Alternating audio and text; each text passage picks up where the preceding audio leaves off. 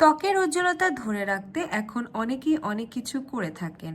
বিভিন্ন প্রসাধনী থেকে শুরু করে ফেস ওয়্যাক্সিংও করান অনেকে। তবে ত্বকের উজ্জ্বলতা ধরে রাখতে শরীরে পানির ঘাটতি অনেকভাবে প্রভাব ফেলে।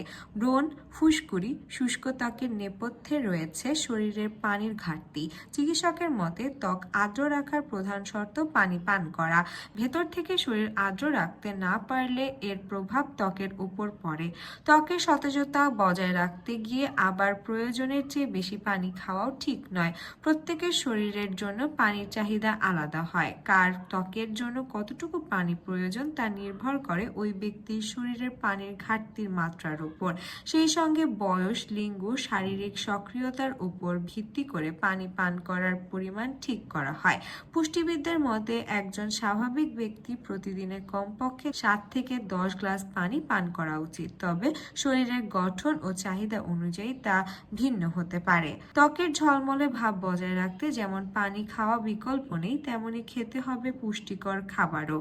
তাই ত্বক টান টান রাখতে ও ত্বকের উজ্জ্বলতা ধরে রাখতে শরীর টক্সিন মুক্ত রাখা জরুরি, আর তার জন্য নিয়মিত পরিমাণ মতো পানি পান করা আবশ্যিক।